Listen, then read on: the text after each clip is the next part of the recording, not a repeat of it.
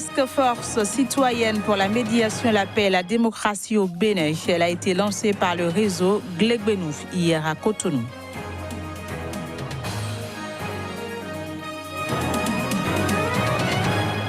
En Côte d'Ivoire, l'opposant Henri Konan Bédié évoque une alliance avec Laurent Gbagbo et ce en vue de l'élection présidentielle de 2020.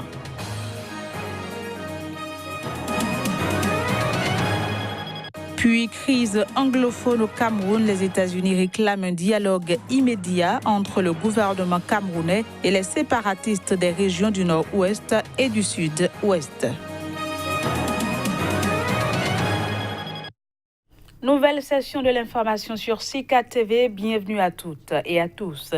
Au Bénin, le réseau Glegbenou a lancé la Task Force citoyenne pour la médiation, la paix et la démocratie. La cérémonie de lancement a eu lieu hier à Cotonou, la capitale économique béninoise. Voici les détails. À quelques mois des échéances électorales législatives au Bénin, le réseau Glegbenou affirme des outils innovants pour l'action communautaire. Les présentes assises répondent à la nécessité d'aider les acteurs politiques béninois et la société civile à entrevoir des démarches de dialogue sincère dans un climat bon enfant. Dans ce cadre, le réseau s'est engagé dans une démarche pédagogique visant une décrispation du climat sociopolitique qui prévaut actuellement au Bénin et invite à œuvrer pour favoriser la cohésion nationale, la mise en œuvre d'un processus électoral inclusif en lien avec les prochaines joutes électorales. Nul de nous n'a intérêt à ce que notre nation soit déstabilisée. Conformément à l'article 23 de la Constitution de notre pays, qui garantit entre autres la liberté d'opinion et d'expression dans le respect de l'ordre public établi par la loi et les règlements, le réseau Glegbenou invite toutes les sensibilités sociopolitiques de notre pays à tout mettre en œuvre pour que les prochaines joutes électorales se déroulent dans un climat de paix et de cohésion nationale. Et comme l'avait si bien dit le regretté Monseigneur Isidore de Souza lors de l'historique conférence des forces vives de la nation de février 90, qu'aucun bain de sang ne vienne nous éclabousser et nous emporter dans ces flots. Il s'agit donc d'un appel à la paix, la médiation et la démocratie. La Task Force citoyenne pour la médiation, la paix et la démocratie a déjà été lancée à Lomé en octobre 2017 par Social Watch Afrique de l'Ouest. On reste au Bénin où l'état des lieux réels du secteur de la justice était hier au menu des échanges à la Cour d'appel de Cotonou. C'était à la faveur de la deuxième édition de la rentrée syndicale du Centra Justice, le syndicat national des travailleurs de la justice. Plus de précisions avec Kouassi Kakpo Bessé. Il est le secrétaire général du Centra Justice. On l'écoute. Honorables invités, chers camarades, nous traversons une période singulière de l'histoire du syndicalisme au Bénin. Que l'exercice de droit de grève soit limité à 10 jours par an est injuste. Qu'une loi encourage des licenciements abusifs au Bénin est antisocial. Que la création de la criette soit incomprise non seulement du peuple, mais aussi par des acteurs de la justice, ce n'est pas professionnel. Que nos statuts particuliers ne soient pas adoptés malgré les défalcations de nos maigres salaires, les intimidations et les débauchages subis par nos organisations syndicales, c'est inquiétant. Que la prise des lois scélérates, perfides et liberticides permet à certains cadres de procéder à des règlements de compte, c'est de la jalousie. Que la prise des lois scélérates, perfides et liberticides autorise certains cadres à procéder à des mutations punitives, ce n'est pas responsable. En ces moments de dures épreuves, nous avons le devoir d'affirmer et de réaffirmer nos idéaux, de défendre et d'imposer nos valeurs qui reposent sur la justice sociale, le partage et la solidarité, sur l'égalité et la fraternité, et donc sur la liberté. Alors, camarades, affirmons nos valeurs. Affirmons-les, parce qu'il n'y a pas de troisième voie entre la collaboration de classe et la lutte des classes. Affirmons-les, parce qu'en les affirmant, nous ne pouvons que renforcer notre action syndicale. Affirmons-les, parce qu'ainsi, nous maintenons vivante la flamme de l'espoir.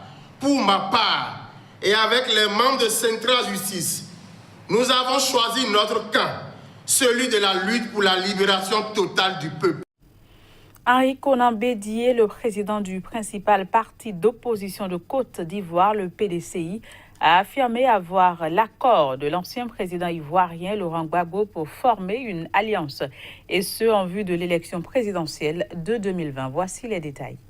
Dans une interview qu'il a accordée à la télévision française France 24, le président du principal parti d'opposition de Côte d'Ivoire a affirmé avoir reçu l'accord de l'ancien président Laurent Gbagbo en vue de former une plateforme réunissant les forces contre le camp du président Alassane Ouattara lors de l'élection présidentielle de 2020.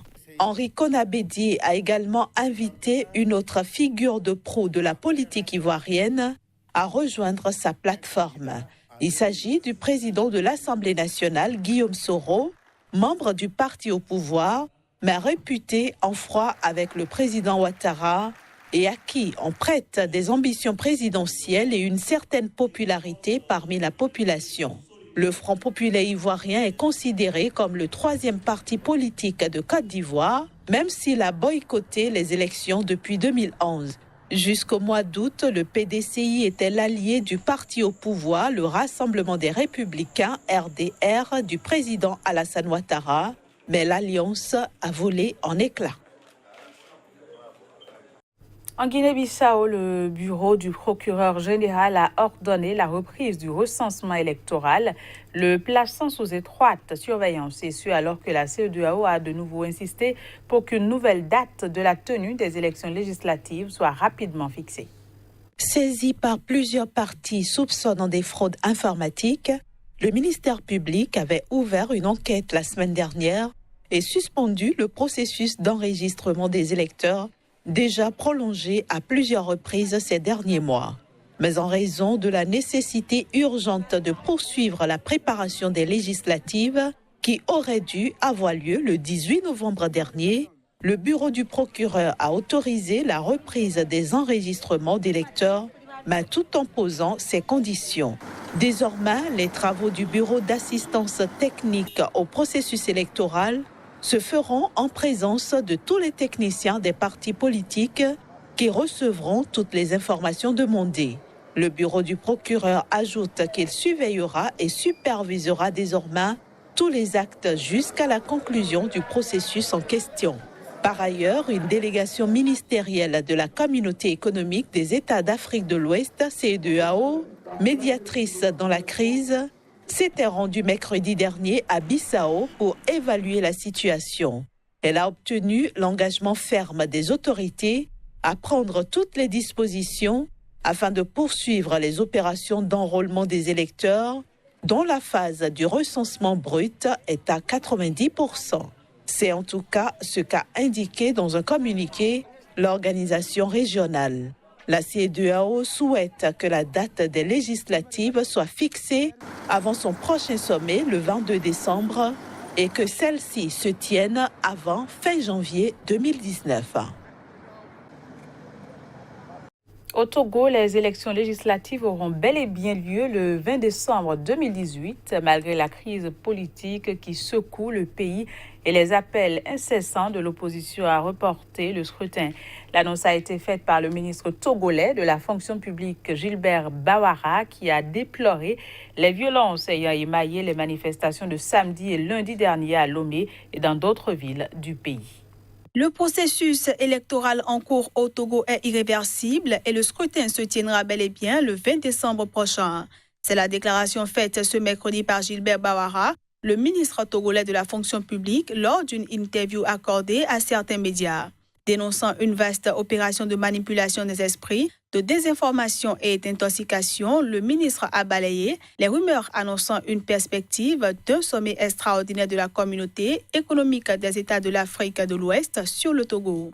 D'après Gilbert Bawara, le processus est suivi de près par les dirigeants des pays membres de la CEDEAO et des missions d'observation seront déployées sur le terrain cette semaine, y compris la mission d'observation de la CEDEAO et la mission d'observation de l'Union africaine. Le ministre a déploré les violences qui ont émaillé les manifestations de samedi et lundi dernier à Lomé et dans d'autres villes du pays, ayant fait 4 morts selon un bilan officiel et 6 selon l'opposition. L'opposition togolaise qui boycotte celles législatives et dénonce des irrégularités dans leur préparation avait appelé à manifester pendant une dizaine de jours pour exiger l'arrêt du processus électoral. Ces manifestations ont été interdites par le gouvernement qui a évoqué le risque très élevé de troubles graves à l'ordre public pendant la campagne électorale. Les États-Unis réclament un dialogue immédiat et sans condition préalable avec le gouvernement du Cameroun et le gouvernement du Cameroun et les séparatistes des régions du Nord-Ouest et du Sud-Ouest, ainsi que l'arrêt de la violence. C'est ce qu'a affirmé ce jeudi l'ambassadeur adjoint américain à l'ONU, Jonathan Cohen. Nous exhortons toutes les parties à renoncer à la violence, à rétablir la paix et à résoudre leurs griefs par le dialogue politique. Dans le nord-ouest et le sud-ouest du Cameroun, les situations humanitaires et sécuritaires se sont sérieusement détériorées et la violence empêche l'acheminement d'une aide humanitaire internationale vitale. Ainsi s'exprimait ce jeudi l'ambassadeur adjoint américain à l'ONU, Jonathan Cohen, lors d'une réunion du Conseil de sécurité consacré aux pays du centre de l'Afrique. Octobre a été le pire mois de ces dernières années en termes de violence au Cameroun, et nous craignons que le bilan de novembre soit pire. Nous ne voulons pas voir cette tendance horrible se poursuivre en décembre et la violence doit s'arrêter maintenant, a insisté le diplomate américain. Jonathan Cohen souligne également que les États-Unis exhortent le président camerounais Paul Biya à accélérer le processus de décentralisation et son gouvernement à respecter le droit humanitaire et à s'assurer que l'ONU et les ONG aient des accès sans entrave aux populations en souffrance. Depuis fin 2017, des dizaines de séparatistes ont pris les armes dans les 2 régions anglophones du nord-ouest et du sud-ouest pour en finir avec ce qu'ils estiment être la marginalisation de la minorité anglophone du Cameroun. Selon l'ONU, le conflit, qui n'a cessé de prendre de l'ampleur, a déjà forcé plus de 437 000 personnes à fuir leur domicile dans ces régions. Voilà, ainsi s'achève cette édition que j'ai eu du plaisir à vous présenter. Très bonne suite de programme sur Sika et bon début à toutes et à tous. Au revoir.